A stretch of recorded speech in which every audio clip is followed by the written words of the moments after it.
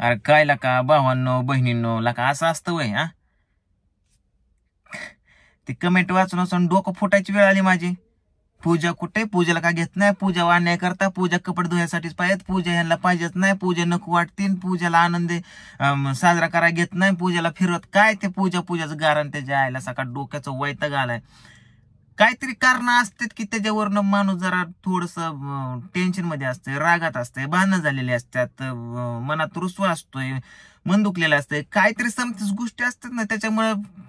का असं आहे की बाबा हा एखादी भांडणं झाली किंवा काय झालं संध्याकाळी झाली सकाळ गोड नाही ना, काहीतरी जोपर्यंत मन नीट होत नाही तोपर्यंत माणूस त्या गोष्टी बोलू शकत नाही ना.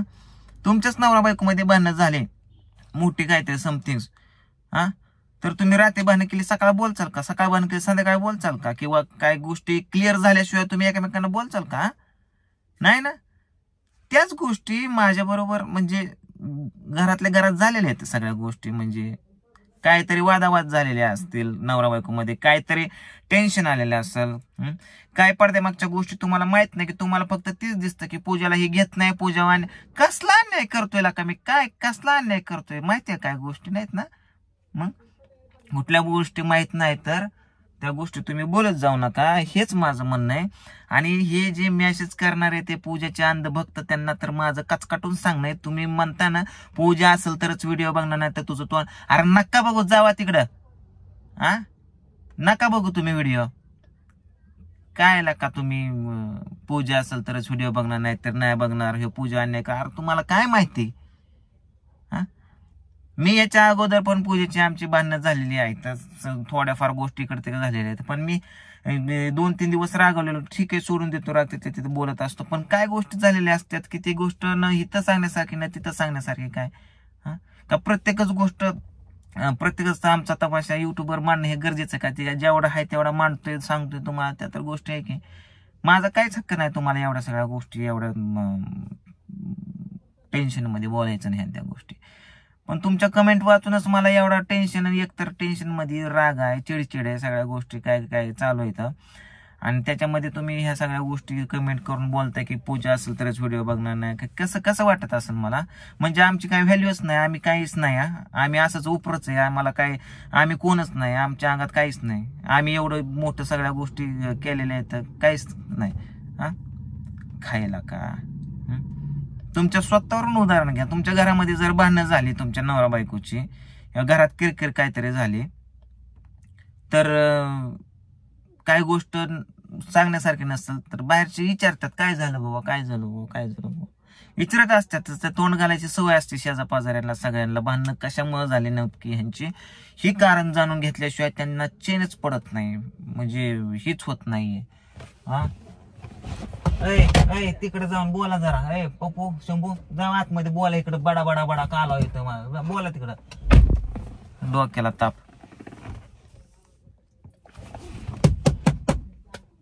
जावा ना लाकाट, डोकं का खाता माझं उगच.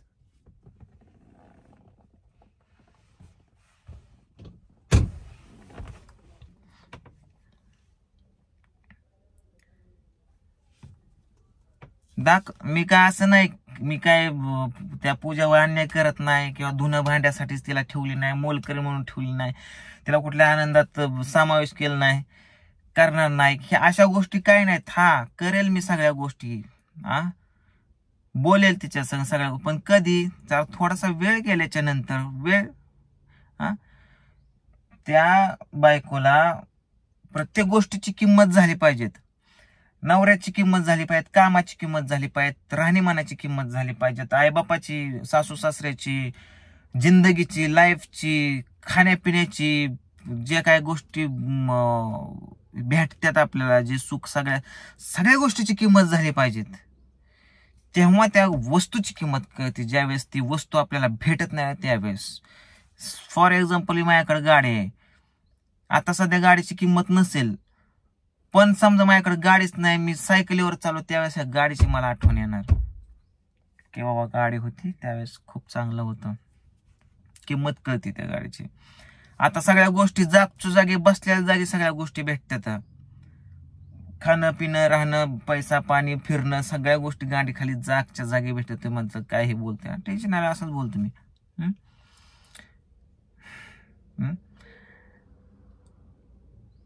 ज्यावेळेस ह्या गोष्टी सगळ्या गोष्टी भेटायचं बंद होईल ना त्यावेळेस त्या गोष्टींची किंमत कळते. आणि हे प्रत्येकाच्या आयुष्यात झालंच पाहिजे. त्याला प्रत्येक गोष्टीची किंमत ही कळलीच पाहिजे. आणि केव्हा कळते? ज्यावेळेस ती गोष्ट आपल्याला भेटत नाही किंवा ती गोष्ट आपल्यापासून दूर जाते. मग नवरा असो किंवा बाकीच्या सगळ्या गोष्टी असो, माझी किंमत कळेल.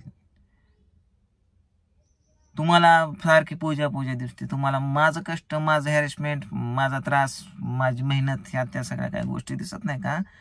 मी माझी फॅमिली जगवण्यासाठी, सगळ्या गोष्टी करण्यासाठी मी किती धडपड करत असतोय, किती मेहनत करत असतोय, काय काय करत असतोय, ह्या गोष्टी तुम्हाला दिसत नाहीत.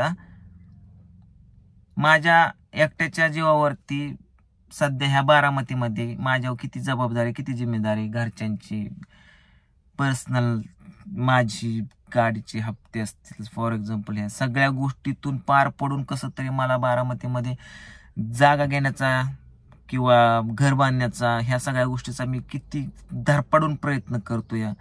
ह्या गोष्टीची किंमत कळली पाहिजेत. मी अंतःकरणातून सांगत असतो प्रत्येक गोष्ट, पण त्या गोष्टी कॅज्युअली घेत असते बायको. कॅज्युअली म्हणजे त्याला जास्त वेळ नाही आहे, बोलत्यात आता बोलत्यात आणि दुसऱ्या दिवशी ती गोष्ट सोडून देते. ती हाय असंच वागायला चालू करते. प्रत्येक गोष्टीची किंमत कळली पाहिजे. भांडणं नवरा बायकोत काय आमची आयुष्यभर राहत नसतात, आज न उद्या नीट होत असतात. वेळ जाऊ द्या, 4-5 दिवस झालं नाही तुम्हाला व्हिडिओमध्ये पूजा दिसली, पूजा कुठे, पूजा कुठे, पूजा कुठे, अरे काय का काहीतरी झालेलं असते. मला माझं काळ थोपाड नसेल बघू वाटतं, नका बघू तुम्ही. माझा मी प्रयत्न करतोय काहीतरी करण्याचा जीवनामध्ये. जेवढे लोक सपोर्ट करतात त्यांचाच मला आधार आहे. आणि ज्यांना मला तर एक कमेंट आली, तुझं काय तोंड बघू वाटत नाही, आम्ही पूजाला बघा. खायला का कसं बोलतं एखाद्याचं, जरा भान ठेवून जरा कमेंट करत जावा. एखाद्याच्या मनाला काय वाटल. तुम्हाला व्हिडिओमध्ये जेवढ्या गोष्टी दिसतात तेवढ्याच गोष्टीवर काय गोष्टींचा अंदाज नका लावत जाऊ. त्याच्या पाठीमागं भरपूर काय गोष्टी असतात. तुम्हाला दिसत नाही तर तुम्ही काही पण अंदाज बांधताय. ह्याला आवडतच नसेल, ह्याला असंच झालं असेल, ह्याला तसंच झालं असेल, ह्याला नकोच पाहिजे असं, दुसऱ्या संघाच हिंडतोय, दुसरी वोकाने घेऊन फिरतोय. अरे पण का, कशामुळं, काय, ह्या गोष्टी फक्त मलाच माहिती आहेत. व्हिडिओमध्ये अरे एन्जॉय, अरे थोडं हसलं की त्याला एन्जॉय म्हणतात का? एक तर माझं हसवायचं काम आहे, मी स्वतःच दुखी आहे. कसं तरी लाईफमध्ये कुठेतरी मन रमण्यासाठी हसण्याचा प्रयत्न करतोय. प्रत्येक व्हिडिओमध्ये मी रडका चेहरा घेऊन जर व्हिडिओ बनवतो, तुम्ही सुद्धा बोर बोर बोर बोर म्हणचाल व्हिडिओ. कुठंतरी एखादा हसून कुठंतरी व्हिडिओ बनवत असेल मी, पण हसण्यामागचं कारण किंवा हसण्यामागचं तुम्ही असं म्हणू नका हे लय खुश येते.